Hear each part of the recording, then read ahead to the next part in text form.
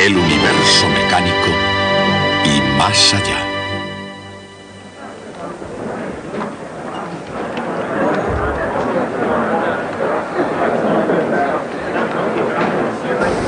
El experimento Michelson-Morley. Hoy me gustaría hablarles sobre algo considerado como el experimento más famoso de toda la historia de la física. Se llama el experimento de Michelson-Morley y fue diseñado para detectar el movimiento de la Tierra a través del éter. El éter era un invento de los físicos del siglo XIX para explicar cómo podía transmitirse la luz a través del espacio vacío entre el Sol y la Tierra. La física tiene su folclore y sus leyendas, como cualquier otra cultura. Por ejemplo, estoy seguro de que ustedes recuerdan la famosa historia de Isaac Newton y la manzana. Bien, pues hay una leyenda con respecto al experimento de Michelson-Morley, enraizada ya tan profundamente como la historia de Isaac y la manzana. Ocurrió lo siguiente. Michelson y Morley hicieron su experimento y demostraron que no había tal éter. De modo que Einstein se vio obligado a inventar la teoría de la relatividad para poder explicar ese resultado. El experimento se hizo en lo que entonces se llamaba Case Institute of Technology en Cleveland, Ohio, en el 87. Que el experimento se hiciera en Cleveland en 1887 fue algo así como que la primera verdadera teoría sobre la electricidad saliera de Filadelfia más de 100 años antes. En 1887, Cleveland y los Estados Unidos eran aún un desierto científico, y especialmente Cleveland, en Ohio.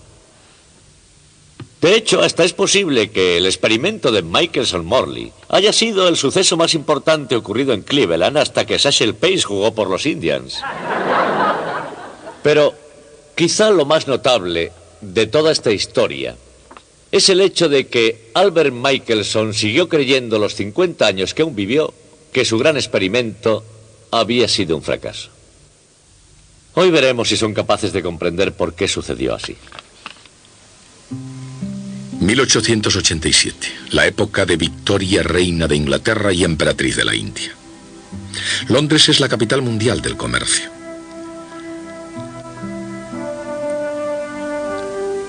Al otro lado del canal, en Alemania, un niño llamado Albert Einstein celebra su 8º cumpleaños.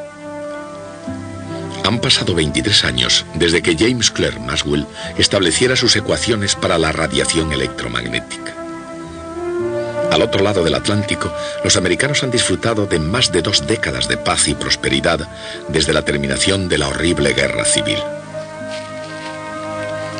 Oleadas de emigrantes procedentes de Europa van engrosando la población de los Estados Unidos. La frontera occidental está siendo establecida y va normalizándose. Mirando hacia atrás, el año 1887 parece un periodo de tranquilidad, no solo en el comercio y la política, sino también en la ciencia.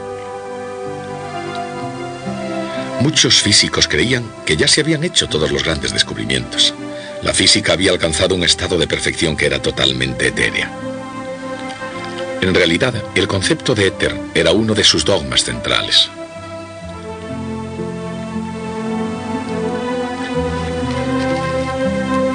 En 1887, en Cleveland, Ohio, 2 físicos, Albert Abraham Michelson y Edward W. Morley, estaban preparando un experimento diseñado para demostrar de una vez por todas que el éter existía realmente. Es cierto que el éter había existido realmente, al menos en las mentes de los filósofos, durante miles de años. Actualmente aceptamos con facilidad la idea del espacio como un vacío, una vasta extensión del cosmos prácticamente desprovista de materia. Pero para los antiguos, la idea de un vacío perfecto era algo imposible de captar. El espacio tenía que ser ocupado por algo, pensaban. La solución que ideó Aristóteles fue el éter. Esa era la sustancia que llenaba lo que de otra manera hubiera sido espacio vacío. Y hasta el siglo XIX el éter llegó a servir para algo más que para satisfacer meramente una necesidad filosófica. El éter era el medio a través del cual las ondas luminosas del Sol se propagaban para iluminar y alimentar la Tierra.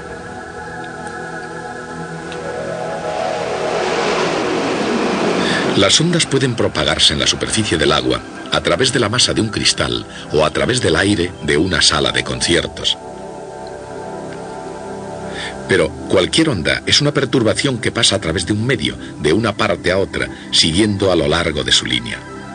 Dicho de otra forma, siempre que haya una onda, debe haber algo que oscila.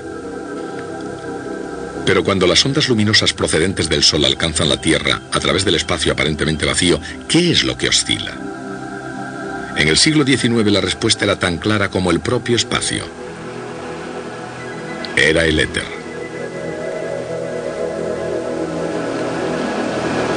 Para los físicos del siglo XIX, el éter no solo era real, tenía incluso propiedades físicas que se podían deducir observando su comportamiento. La velocidad de cualquier onda, por ejemplo, depende de la rigidez del medio a través del que pasa. Y por supuesto, la velocidad de la luz es enorme. Así que el éter debe ser ciertamente algo muy rígido. De hecho, los físicos decían que era casi imposible comprimirlo. Y por otra parte, la Tierra y otros planetas se movían con toda facilidad a través de ese éter incomprensible, obedeciendo las leyes de Newton, como si no estuvieran pasando a través de medio alguno. Si el éter se comportaba como un fluido viscoso, los planetas en órbita perderían energía paulatinamente y acabarían por caer en el Sol siguiendo una espiral. Y como eso no parecía estar ocurriendo, los físicos llegaron a otra conclusión definitiva sobre el éter. El éter, decían, es un fluido perfectamente móvil, sin viscosidad alguna, incomprensible, transparente, que llena todo el espacio. Conociendo tanto sobre él, lo único que quedaba por hacer era demostrar directamente su existencia mediante un experimento claro e irrefutable.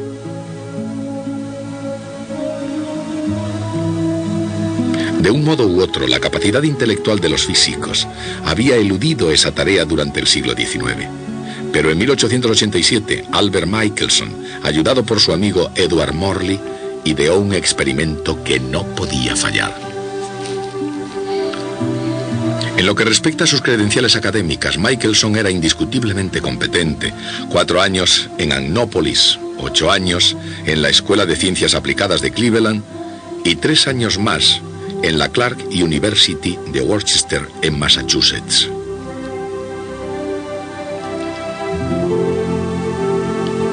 Pero se necesitaría algo más que saber enseñar bien para poder detectar el movimiento absoluto de la Tierra a través del espacio, lo que en efecto detectaría al propio éter. Se necesitaría un experimento extraordinario dotado de un grado de precisión sin precedentes. Por suerte, Michelson estaba dotado de gran talento para diseñar instrumentos que pudieran hacer las más pequeñas y precisas medidas. Sus anteriores mediciones de la velocidad de la luz fueron mejores que cualquiera de las que se habían hecho anteriormente. Estando en Berlín, Michelson diseñó un nuevo instrumento dotado de una precisión exquisita que recibió el nombre de interferómetro. Aquí se puede ver un interferómetro de Michelson que utiliza un láser y comienza por dividir un rayo en dos. Un espejo en parte transparente y en parte reflectante envía 2 rayos que siguen trayectorias perpendiculares entre sí. Cada uno vuelve a ser reflejado hacia el punto donde el rayo se había dividido en 2. Ahí vuelven a combinarse formando un único rayo. El interferómetro de Michelson se puede considerar como una carrera entre 2 rayos de luz. Si la carrera termina en empate, el resultado es una mancha brillante en el centro de la configuración de la interferencia.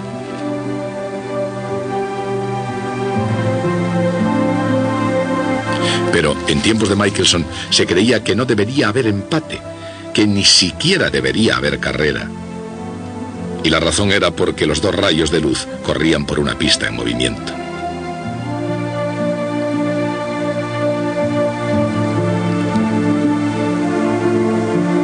Todo el mundo sospechaba que la Tierra y por tanto también el interferómetro se movían a través del éter. Y así los rayos seguirían trayectorias completamente diferentes con respecto al éter.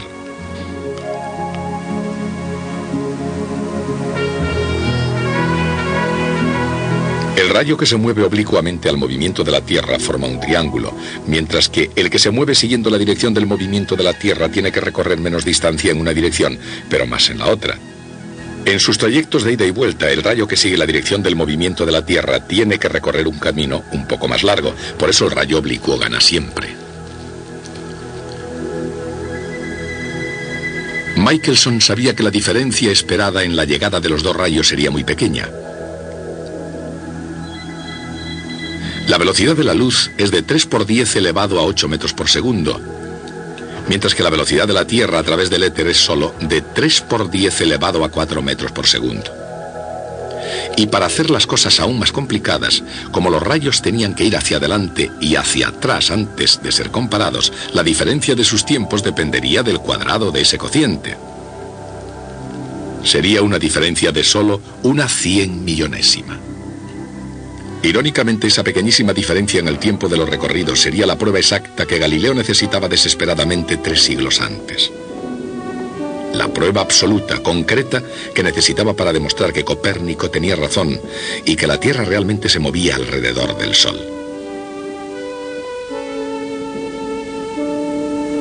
Galileo quizás habría ganado su proceso si hubiera tenido una verdadera prueba científica de que la Tierra se movía.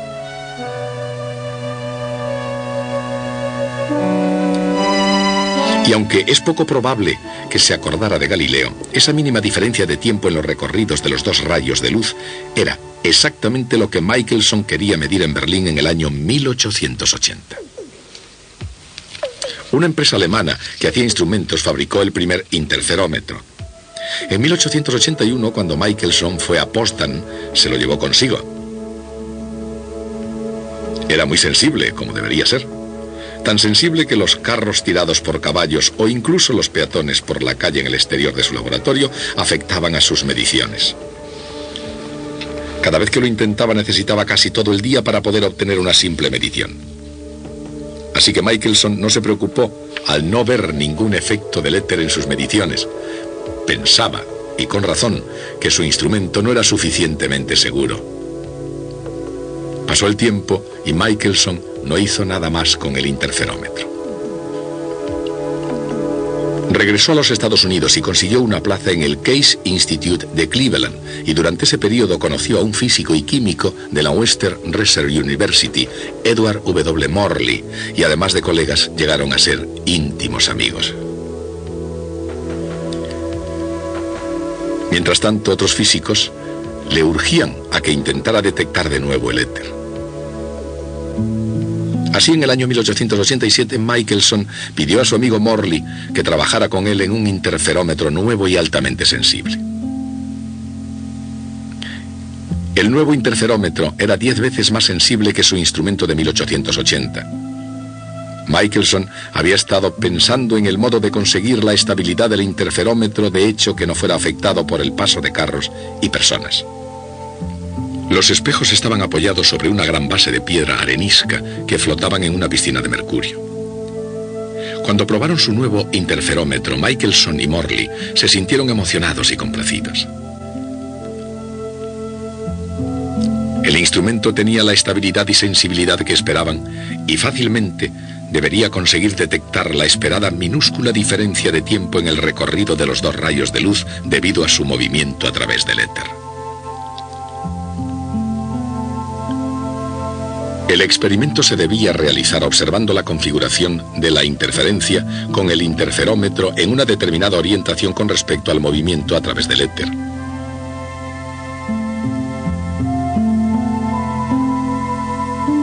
Y girándolo después.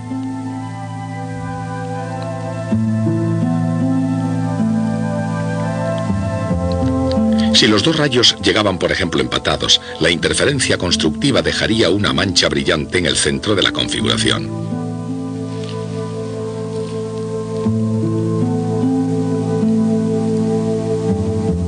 Pero si un rayo llegaba ligeramente adelantado respecto al otro, la interferencia destructiva podría oscurecer el centro.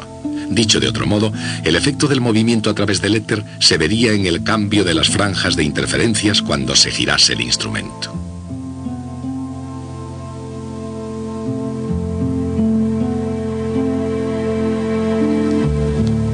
gran sorpresa por parte de Michelson y Morley, y exactamente igual de todos los demás, no hubo ningún cambio en absoluto en las franjas, lo cual quiere decir que no había retraso. Nada, ninguna diferencia en absoluto.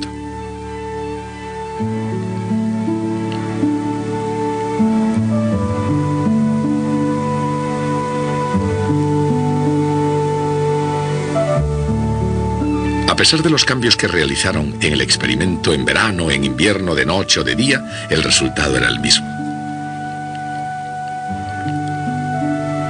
La luz aparentemente viaja a la misma velocidad en todas las direcciones, en total desacuerdo con la idea de que la Tierra se mueve a través del éter.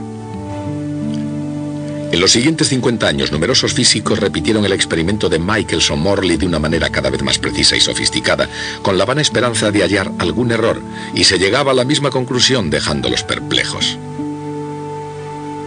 Pero incluso en 1887, los resultados estaban claros. El experimento en su intento de detectar el éter había fracasado, y las consecuencias eran demoledoras. El resultado negativo era tan alarmante para Michelson como para casi toda la física en su conjunto. Michelson creía que el éter existía y que Morley y él simplemente habían fracasado en su intento. Sostenido por su legendario sentido del humor, Michelson siguió adelante durante muchos años y continuó cosechando éxitos como virtuoso de la física experimental.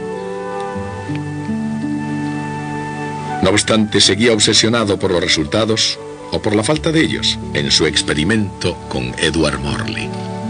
Si se miran las cosas con perspectiva histórica, se puede afirmar que la idea del éter tuvo una importancia extraordinaria.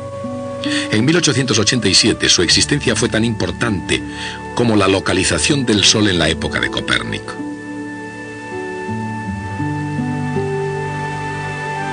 Ningún experimento había sido ni mejor concebido ni más cuidadosamente ejecutado. Y cuando en la ciencia fracasa un experimento así, no solo crea un dilema teórico, puede provocar respuestas fantásticas por parte de la comunidad científica.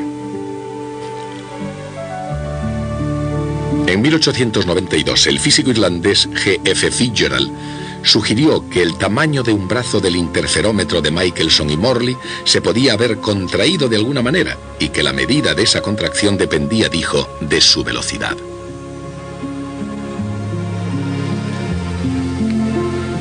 Para la mayoría de los físicos, la contracción de Fitzgerald parecía absurda.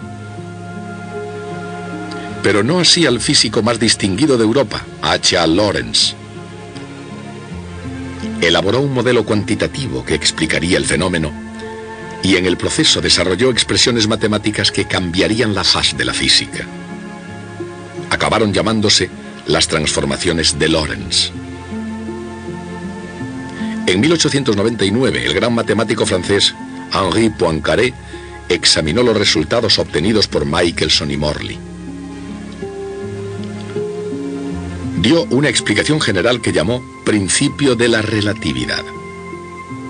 La idea que estaba detrás era la de que en un laboratorio nunca se detectaría el movimiento absoluto. Tiene que surgir ahí un tipo enteramente nuevo de dinámica, dijo. Poincaré tenía razón. Surgiría un tipo enteramente nuevo de dinámica, pero el principio de la relatividad, que sería su piedra angular, estaba lejos de ser algo nuevo. Su antigüedad alcanzaba al menos los tiempos de Galileo Galilei. Galileo había dicho que un objeto en movimiento tendería a permanecer en su estado de movimiento uniforme. Era la ley de inercia. Y era correcta, porque en su propio marco de referencia, todo estado de movimiento uniforme era en realidad un estado de reposo. Dicho de otra manera, Galileo comprendió la ley de inercia y la razón por la que era verdadera. No hay ninguna diferencia en absoluto entre estar en reposo y estar en movimiento uniforme.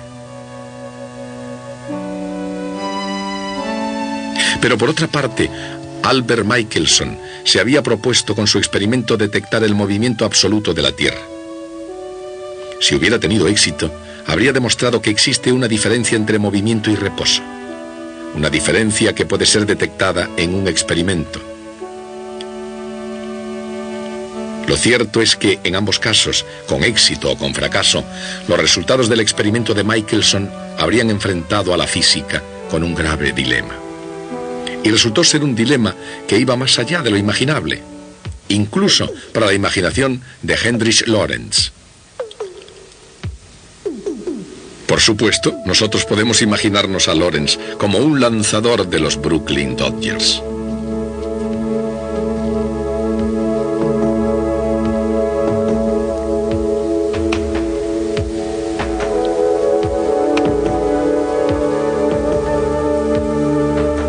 Supongamos que hubiera sido capaz de lanzar una pelota con una velocidad que fuera los 6 décimos de la de la luz, mientras pasaba rodando a esa misma velocidad por delante de Albert.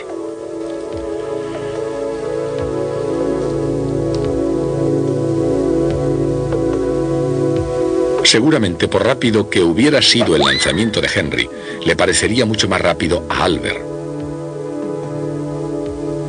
Pero, y aquí está lo que el experimento de Michelson-Morley mostraba, si tanto Albert como Henry observaban el mismo rayo de luz, cada uno de ellos creería que se desplazaba, con relación a sí mismo, a la velocidad de la luz, aun cuando ellos dos se estuvieran moviendo el uno con respecto al otro.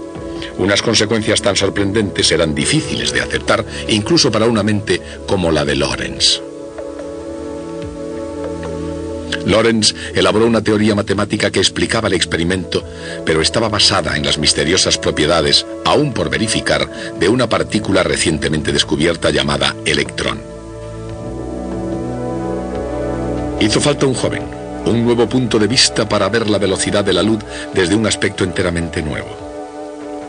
Su nombre, Albert Einstein, y en física su camino fue el camino del futuro.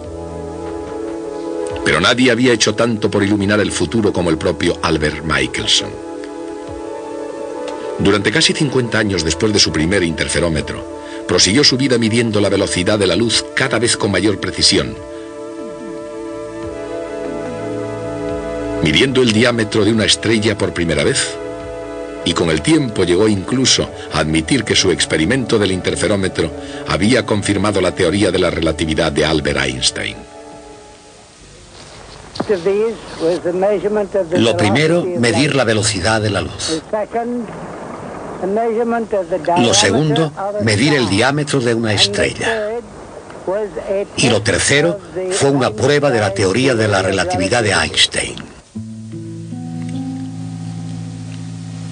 Michelson se granjeó el respeto de la comunidad científica y la amistad de Albert Einstein, y fue el primer americano galardonado con el premio Nobel. Pero al final de sus días no había llegado a aceptar plenamente las implicaciones de su famoso experimento. En 1931 confesaba: hay que admitir que esos experimentos no son suficientes para justificar la hipótesis de un éter. Pero entonces se preguntaba, ¿cómo se pueden explicar los resultados negativos? En la superficie, como sombras involuntarias sobre un lienzo, hay algunas zonas oscuras en la vida de Michelson, ya que a pesar de todos los puntos brillantes a lo largo de su carrera de 50 años, tendía siempre a concentrarse en su llamado fracaso de 1887. Como el resultado del experimento original fue negativo, el problema continúa requiriendo una solución. Pero en realidad, si el experimento de Michelson fue un fracaso, entonces fue el fracaso más brillante de toda la historia de la ciencia. Y la solución que buscaba, pero que se negó a aceptar, la teoría de la relatividad de Albert Einstein, que cambiaría para siempre el verdadero significado de espacio y de tiempo.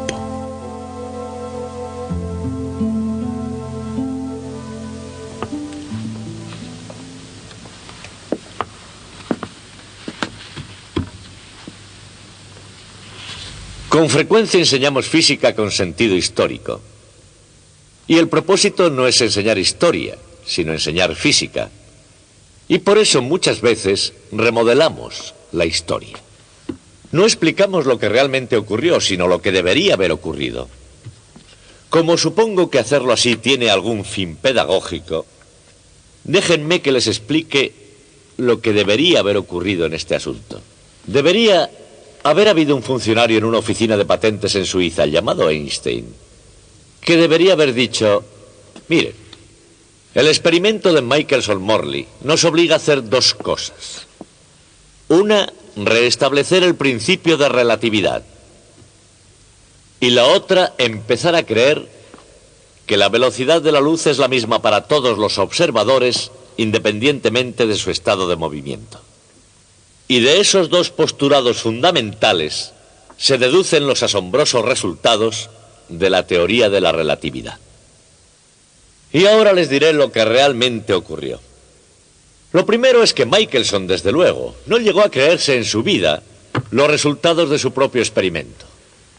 Pero lo segundo es que Einstein no solo no basó su teoría en el experimento de Michelson-Morley, sino que incluso más tarde aseguró que cuando escribió su famoso artículo en 1905 no había oído ni siquiera hablar de tal experimento. Y para ver cómo fue eso posible, nos veremos el próximo día.